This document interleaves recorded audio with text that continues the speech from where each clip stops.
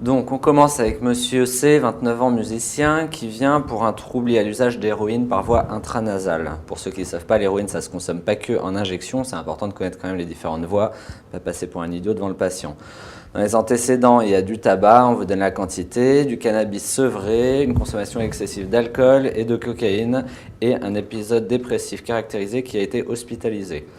Consommation d'héroïne depuis qu'il a 20 ans. Au début, c'était festif. Il a intensifié. Il a commencé à mélanger. Il est passé ensuite à une utilisation intraveineuse exclusive. Donc, mélange de cocaïne et d'héroïne, c'est très courant. Ça s'appelle un speedball. C'est histoire d'éviter la descente. Il a perdu son emploi de musicien salarié et du coup il s'est lancé en solo. Donc là on peut comprendre direct qu'il y a des répercussions sociales et professionnelles. Il consomme 2 à 5 grammes par jour tous les jours. Ça fait beaucoup pour de l'héroïne. Il faut avoir une petite notion quand même de ce que ça représente, une consommation importante. Le matin, il tremble, il transpire, il est irritable et anxieux et a mal partout. Ce sont des signes de sevrage, même s'ils sont assez légers. Ça l'oblige à consommer. Quand il n'a rien à disposition, il prend autre chose, c'est-à-dire des benzos, du Skénan ou du néocode. Néocode, c'est le néocodion. Donc, ce sont des mésusages de différentes substances qui sont à prendre en compte dans le tableau clinique. Il dit que ça lui permet uniquement de patienter et non pas de s'abstenir. L'examen somatique est normal et toxique urinaire, on retrouve des opiacés et le reste est négatif, c'est pas étonnant, il a l'air honnête sur ce qu'il consomme. Donc concernant sa consommation de tabac, on vous demandera assez souvent de l'évaluer. La formule est très simple, c'est le nombre de paquets fumés par jour par rapport au nombre d'années. Un paquet, c'est 20 cigarettes, vous ne vous trompez pas, sinon vous aurez votre réponse complètement erronée. Donc la réponse ici, on laisse faire le calcul, on arrive à 13 paquets années. Et ce n'est ni supérieur ni inférieur à une consommation raisonnable selon quelque organisme de santé que ce soit, parce qu'il n'y a pas de consommation raisonnable de tabac recommandée et encore heureux. Le tabac a le potentiel addictif le plus fort parmi les drogues que nous connaissons et qui sont présentes sur le marché. C'est-à-dire supérieur à l'héroïne, supérieur à la cocaïne, supérieur au cannabis. Ça ne veut pas dire que les effets sont plus graves, que les effets sont plus impressionnants. Simplement, il est beaucoup plus difficile d'arrêter de fumer du tabac que d'arrêter de prendre de la cocaïne. Donc, consommation en paquets années, c'est le nombre d'années fois le nombre de paquets par jour. On vous le donne souvent en cigarettes, il faut faire le calcul. Pas de consommation raisonnable. Et le tabac, c'est la première cause de décès en France. C'est une question importante pour le CN. Il se peut que vous ayez un dossier entier sur le tabac. C'est de la médecine générale. On en voit tous les jours. Donc, ça correspond typiquement à ce qu'on peut attendre de vous aux ECN. Le principal facteur de risque de complication pour le tabac, c'est la durée de consommation. Donc, pour faire bête, qu'est-ce que dit un pneumologue? C'est à propos de quelqu'un qui fume une cigarette par jour, simplement que c'est un fumeur. Donc, il n'y a pas de petits fumeurs, de gros fumeurs. Certes, le risque est moindre en dessous des cigarettes au niveau de la dépendance, mais il existe directement un risque somatique dès les premières consommations. Après plusieurs années sans consommation de tabac, on revient à une probabilité équivalente à un non-fumeur de développer des complications somatiques. Sont les facteurs prédictifs d'un arrêt du tabac réussi? Donc l'âge de début précoce, non, c'est le contraire. Le bon niveau socio-économique, oui. Complications somatiques, forcément, non. C'est pas parce qu'on devient malade et qu'on a un cancer du poumon qu'on arrête de fumer. Vous verrez en pratique que c'est même souvent l'inverse. Une faible consommation d'alcool, oui, car ce sont des co-addictions très fréquentes. Et l'existence d'un traitement neuroleptique, absolument pas. Je vous explique pourquoi. Parce que le tabac agit sur les récepteurs nicotiniques qui peuvent être communs avec l'action de certains neuroleptiques. Et les patients souvent fument plus de tabac quand ils sont sous neuroleptiques pour diminuer en quelque sorte les effets sédatifs qu'ils peuvent ressentir avec les neuroleptiques. Ce n'est pas quelque chose qu'ils font consciemment, ils ne se disent pas tiens, il faut fumer du tabac, on sera moins sédaté, mais je pense que leur organisme le remarque assez rapidement et souvent les patients sous forte dose de neuroleptiques augmentent leur consommation de cigarettes. Quels arguments sont en faveur d'une addiction? Bon, le dossier est assez évident, il y a une addiction. Pour autant, on peut vous demander de savoir quels sont les arguments réellement médicaux dans cette addiction. Donc la perte de contrôle, ça fait partie de la définition de l'addiction. Le craving aussi. Le craving, c'est l'envie irrésistible et incontrôlable de consommer la substance. Les conséquences peuvent être sociales, oui, sociales et professionnelles. C'est typique dans les complications des addictions, même dans la définition de l'addiction. Arrêt du comportement après prise de conscience des conséquences négatives. Non, c'est comme pour les complications du tabac, c'est pas parce qu'on a un cancer du poumon qu'on arrête de fumer. Et enfin, la schizophrénie est la comorbidité psychiatrique la plus fréquente aux addictions. C'est faux. C'est une comorbidité très fréquente, mais pas la plus fréquente, puisqu'en général, c'est plutôt le trouble anxieux, la dépression ou les autres addictions. Donc la définition de l'addiction, pour la reprendre, c'est l'impossibilité répétée de contrôler un comportement, donc un comportement ou une consommation, à ne pas confondre avec les comportements des TOC, là ce sont des obsessions ou des compulsions. Et enfin, la poursuite de ce comportement en dépit des conséquences négatives, sociales et professionnelles. Et bien sûr, le craving, la dépendance et le besoin d'augmenter les doses pour obtenir un même effet. Donc vous le revoyez quelques temps plus tard, toujours pas sevré, environ 12 heures après sa dernière consommation, dont on ne connaît pas le produit qu'il a consommé. Pour rappel, il prend de la cocaïne, il prend de l'héroïne, il a pris du cannabis dans le passé. Il présente cliniquement un larmoiement, une rhinorrhée, des bâillements, des contractions musculaires, une irritabilité, une anorexie, des nausées, des myalgies et des crampes abdominales. Alors même si on ne connaît pas tous les syndromes d'intoxication aiguë, tous les syndromes de sevrage, il y a quelques grands signes assez évidents là, qui sont les crampes abdominales, les myalgies et les contractions musculaires. La question est bien entendu, quel est votre diagnostic ? Il s'agit donc d'un syndrome de sevrage en opiacés. On reprend un petit peu ce syndrome de sevrage. Alors, il n'est pas le même en fonction qu'on soit en sevrage précoce après la dernière consommation ou plutôt tardif, précoce étant quelques heures, tardif étant plusieurs jours. Dans tous les cas, les signes les plus importants et que vous retrouverez quasiment tout le temps dans les dossiers, ce sont bâillements, larmoiements, rhinorrhée. Pour la midriase, c'est l'inverse de l'intoxication aiguë. Je vous rappellerai sûrement d'un certain film dont on voit la pupille se dilater ou se resserrer assez fréquemment durant l'ensemble du film. Donc, en général, pour les syndromes de sevrage, vous vous souvenez du syndrome d'intoxication aiguë. La majorité des signes, vous prenez l'inverse, vous obtenez le sevrage. Donc les nausées, myalgie, crampes abdominales, donc tout ce qui est douleur musculaire, myalgie, crampes abdominales, c'est vraiment typique du sevrage en héroïne. C'est exactement les personnes qui se roulent de douleur par terre, qui sont prêtes à se frapper de partout pour essayer de faire passer ces douleurs. Ce sont des douleurs insupportables qui, même avec les antalgiques, ne passent pas, d'autant plus qu'on ne peut pas leur donner d'antalgiques morphiniques à cause du terrain addict. Quels auraient été les signes d'une intoxication aiguë en opiacés ? En général, on se souvient mieux de l'intoxication que du sevrage. Donc les bonnes réponses, ce sont une anxiété et une dépression respiratoire. La dépression respiratoire est très très grave, on en meurt en cas d'overdose. La sensation de bien-être durant plusieurs heures, pas du tout. La midriase, c'est l'inverse, et le coma hypertonique, c'est aussi l'inverse. Donc on reprend l'intoxication aiguë aux opiacés. Les signes psychiques, ce sont un bien-être intense et rapide, mais qui ne dure pas plusieurs heures. C'est assez rapide, et c'est pour ça qu'ensuite il y a l'effet de descente, qu'on est souvent amené à compenser avec consommation d'une autre substance. Il s'ensuit une somnolence, puis éventuellement l'anxiété, les troubles cognitifs. Il y a sur le plan somatique, ce qui est très important, comme je vous le disais, la dépression respiratoire. On voit un myosis serré, une hypothermie, bradycardie, le reste est un petit peu moins spécifique. Et ça peut aller jusqu'à un coma calme, hypotonique et aréflexique. Vraiment, la meilleure façon de s'en souvenir pour ceux qui ont des difficultés, c'est vraiment de penser à tout ce que vous avez pu voir à la télé, dans les films, dans les séries.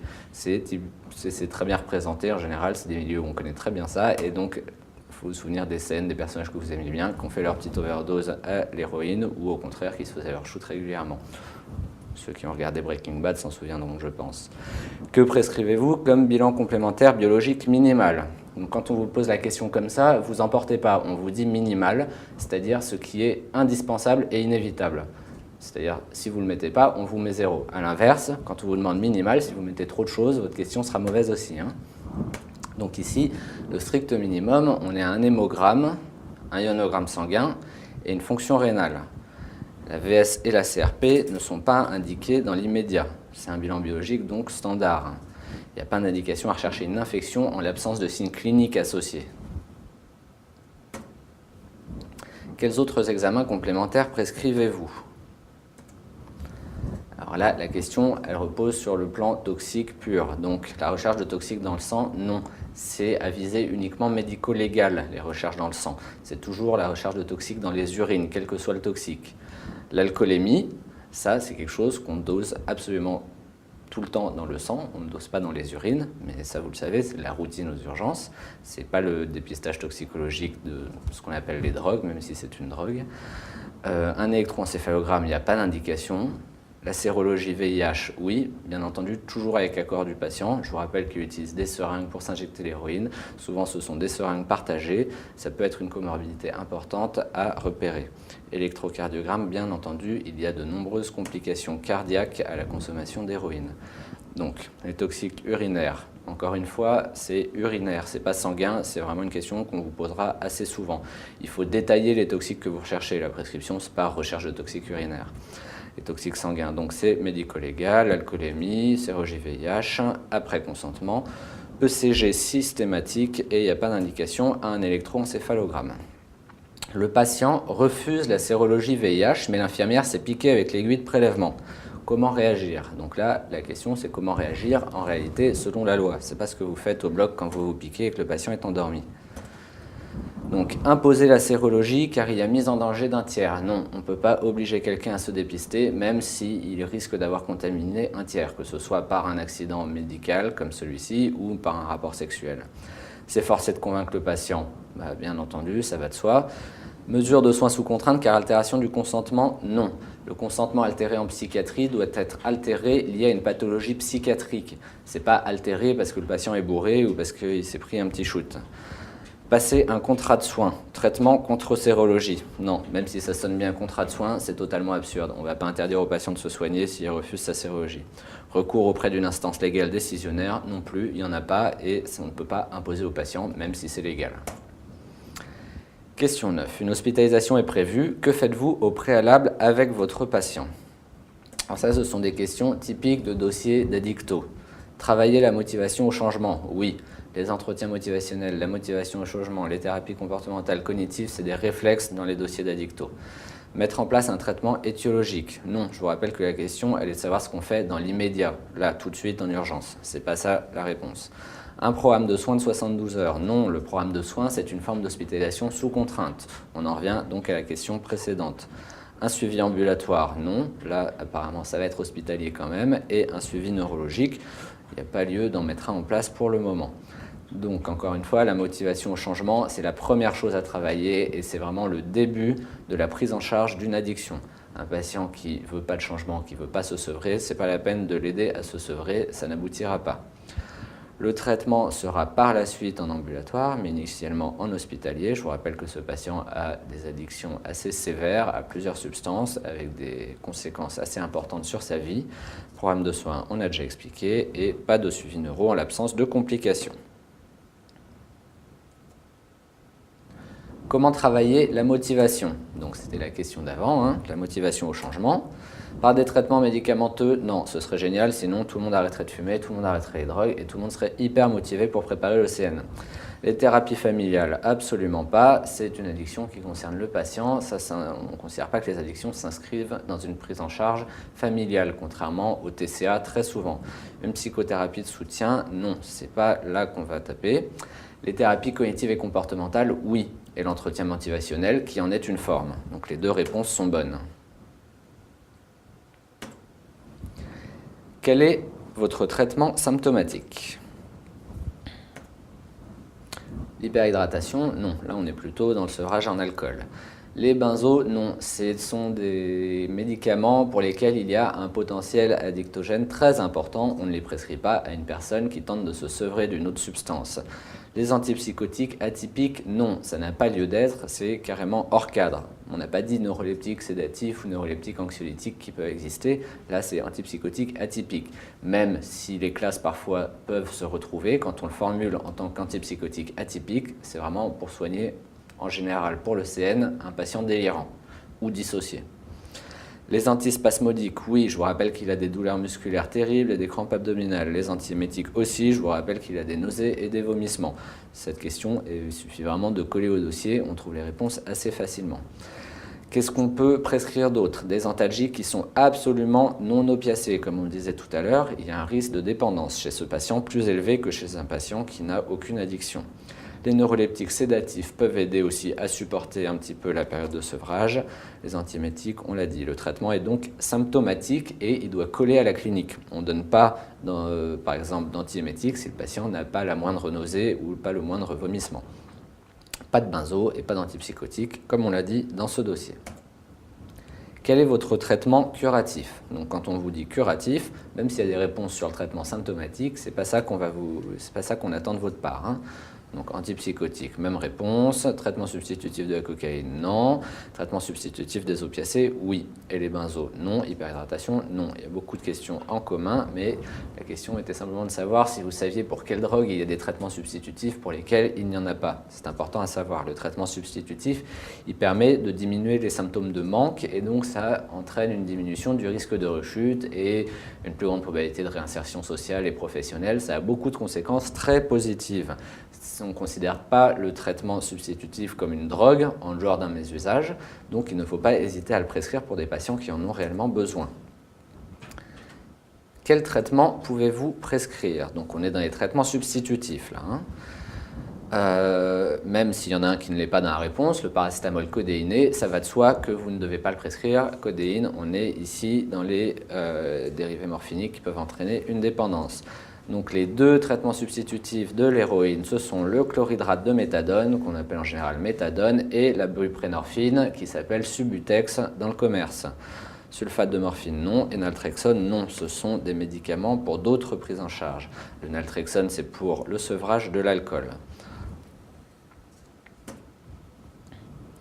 Quels autres traitements prescrivez-vous? Donc là, on est plus dans les thérapies. Alors, une thérapie interpersonnelle, non. Thérapie interpersonnelle, c'est là où on travaille, par exemple, avec la famille, avec l'entourage. Ce n'est pas le cas pour ce patient. Thérapie motivationnelle, oui, comme tout à l'heure, c'est une forme de TCC, c'est l'entretien motivationnel, la motivation au changement, ça se travaille initialement, mais ça se maintient par la suite. Psychothérapie de soutien, oui, ça c'est une réponse qui sera quasiment toujours bonne en psychiatrie. Elle ne peut pas être mauvaise. Thérapie cognitive et comportementale, encore une fois, ça comprend beaucoup de sous-classes et c'est la classe de thérapie qui est indiquée dans la prise en charge des addictions. Donc, toutes les formes de thérapie comportementale ont démontré leur efficacité pour traiter la symptomatologie addictive. Donc, il faut que vous sachiez un peu classer les thérapies quand même. Qu'est-ce qui est dans l'analytique, qu'est-ce qui est dans le comportemental, qu'est-ce qui est dans le cognitif. Ici, quoi qu'on vous propose de l'ordre du comportemental, il faudra le cocher. Thérapie brève et thérapie interpersonnelle, non, pas d'indication dans le traitement de fond des addictions, éventuellement pour certaines comorbidités, pour certaines prises en charge plus complexes, mais pour le CN, non. La gestion des contingences n'est pas pratiquée en France. C'est une forme de thérapie. Si le sevrage échoue durant l'hospitalisation, que faire? Est-ce qu'on passe le patient en soins sous contrainte? Eh bien non, on ne met jamais un patient en soins sous contrainte pour une symptomatologie uniquement addictive. Ça n'a pas lieu d'être. Encore une fois, le consentement doit être aboli par une pathologie psychiatrique. Là, même si il y a une altération de sa perception vis-à-vis de la substance, des complications et des conséquences, il n'y a pas un problème de consentement aux soins. Il n'est pas délirant, c'est pas ça qui l'empêche de consentir à être soigné. Dénoncer la consommation à la police pour enfermement. Bah là, c'est vous qui finirez enfermé. Possibilité d'effectuer un nouveau sevrage dans le même service. Oui, il n'y a jamais de contre-indication à reprendre un patient dans le même service. Et encore une fois, pour l'enfermement, la prison, surtout, ça n'empêche pas de se procurer toutes les substances, et voire même plus facile qu'en bas de chez vous. Ne pas rompre l'alliance thérapeutique, c'est un point très important. C'est souvent très difficile avec ces patients qui nous mettent en échec, qui mettent en échec les prises en charge. On a souvent envie de les foutre dehors. Cependant, n'oubliez pas que vous êtes leur seul référent et que s'ils viennent vous voir, même sous l'emprise de leur drogue, il y a quand même une demande derrière. C'est cette demande qu'il faut travailler avant toute prise en charge.